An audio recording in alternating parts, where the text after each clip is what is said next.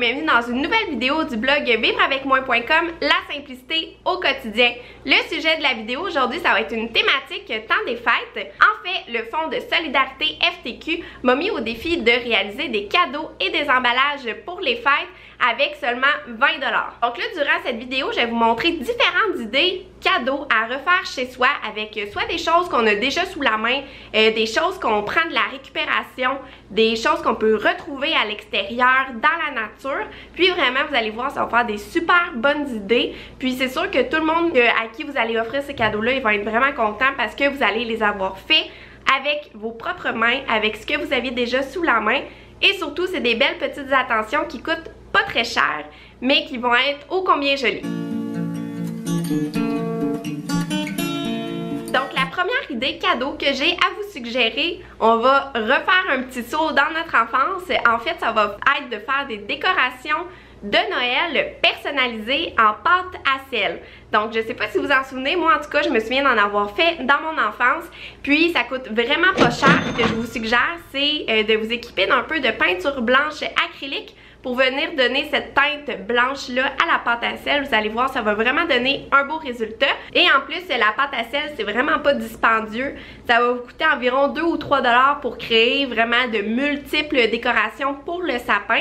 Donc ça, c'est une bonne idée. Ensuite, vous pouvez les décorer avec ce que vous avez, des restants de peinture, des restants de trucs d'artisanat, des petits brillants, etc. Donc c'est vraiment facile à faire. Donc pour commencer, on met la farine. Donc c'était une tasse, une demi-tasse de sel. Donc là, on mélange les deux ensemble. Et là ensuite, on va venir mélanger la peinture blanche avec un peu d'eau tiède.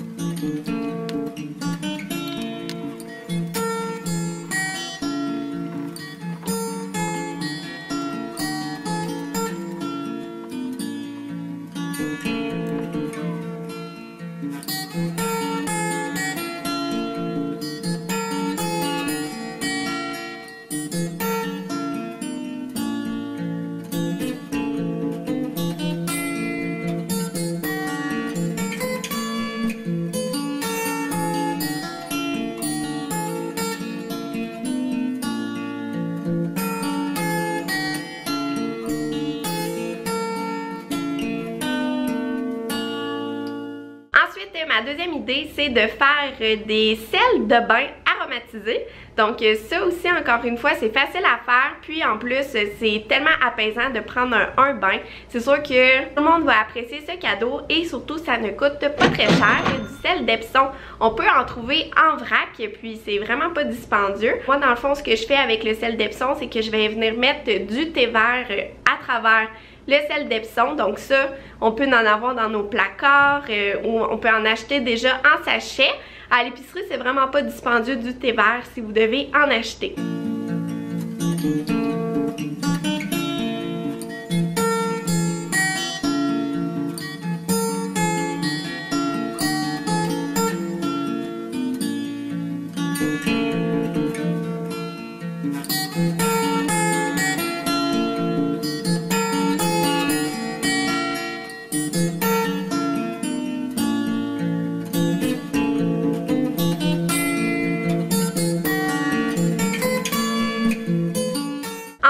Une autre idée, c'est de faire des chandelles à la cire de soya. Ça, c'est quelque chose que j'avais déjà prévu faire pour le temps des fêtes. Puis ça, j'ai calculé, ça revient environ entre 3 et 4 $ par chandelle d'environ une tasse. Puis vous pouvez vraiment les personnaliser comme vous le souhaitez. Donc moi, ce que je conseille de faire, c'est de récupérer des vieux pots que vous alliez mettre au recyclage de toute façon, que ce soit des vieilles conserves en verre ou comme moi ici, c'est des anciennes boîtes à thé. Donc ça va faire vraiment original. Puis en plus, moi, c'était comme déjà décoré pour le temps des fêtes. Puis les chandelles, encore une fois, vous pouvez utiliser les huiles essentielles que vous avez à la maison. Pas besoin de dépenser des sous pour des huiles essentielles additionnelles. Puis aussi, vous pouvez toujours les colorer avec un colorant fait spécialement pour les bougies.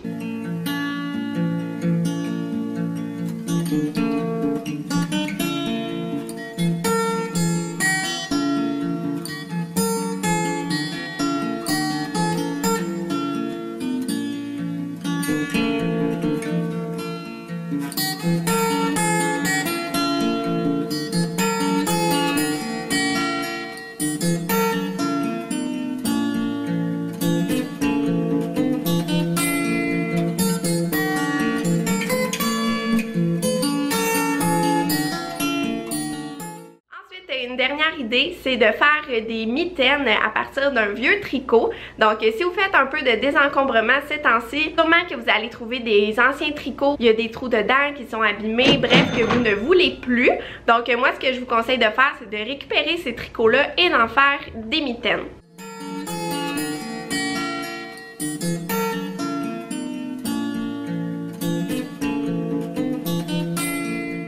Et une autre idée bien facile, mais pourtant qui va faire vraiment plaisir à la personne qui va le recevoir, c'est de confectionner des coupons échangeables contre des services.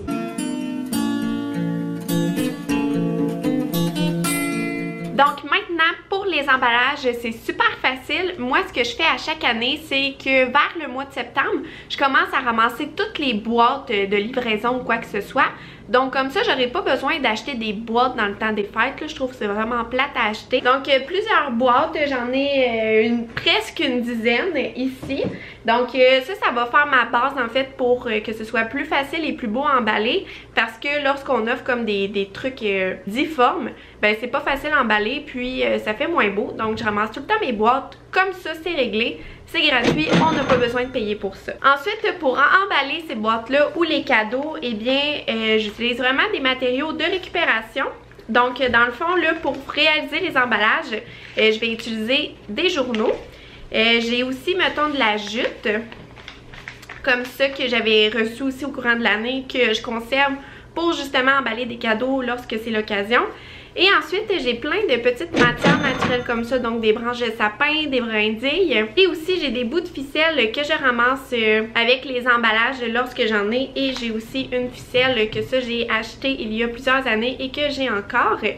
Et des petits bouts de ruban et de ficelle qu'on va pouvoir réutiliser. Ce que vous pourriez utiliser aussi, c'est des herbes séchées. Donc, si jamais vous achetez des herbes fraîches à l'épicerie, je vous conseille de les faire sécher. Donc, vous les mettez à l'envers avec un petit bout de ficelle pendant quelques jours et elles vont sécher.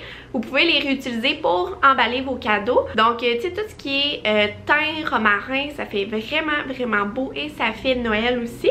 Donc, ça c'est bien, puis ça va vous permettre aussi de ne pas les gaspiller. Donc, de leur donner une deuxième vie. Ensuite aussi, pour emballer les cadeaux, on va pouvoir utiliser les décorations en pâte à sel. Puis ça peut vous faire une étiquette. En fait, vous pourriez écrire Joyeux Noël dessus et ça pourrait servir d'élément aussi pour décorer les emballages cadeaux. Vraiment, vous pouvez utiliser tout ce que vous avez sous la main, des vieux cartons, des vieux papiers. Tout peut servir pour emballer et aussi des tissus. Donc par rapport aux tissus, il y a un art japonais qui s'appelle le furoshiki.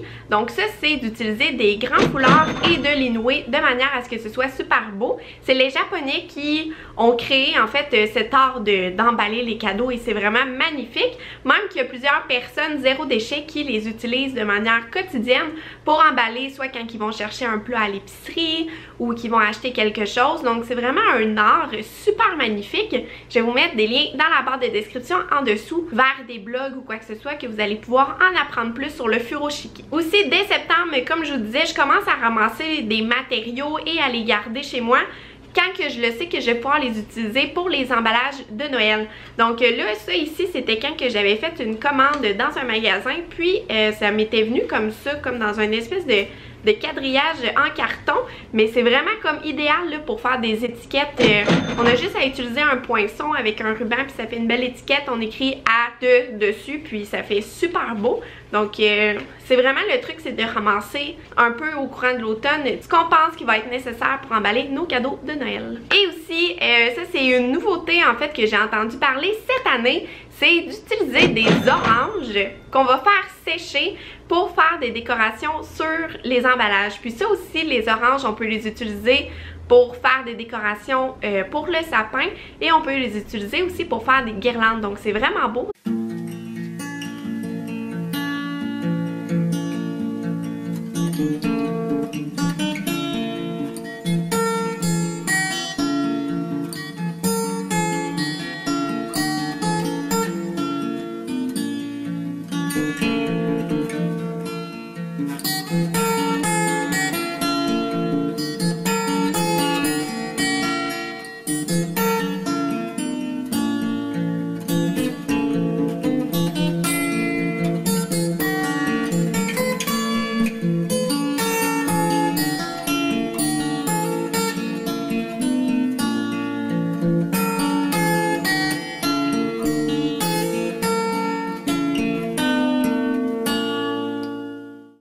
voulez voir encore plus de défis de quoi réaliser avec 20 $, eh bien je vous invite à aller voir le Fonds de solidarité FTQ sur leur site web, sur le site épargnepositive.com, sous l'onglet 20 $.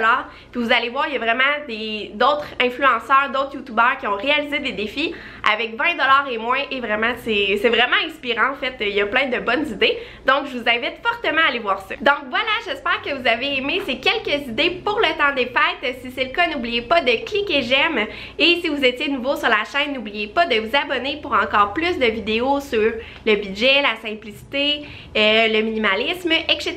Donc merci beaucoup tout le monde, on se revoit dans une prochaine vidéo, bye!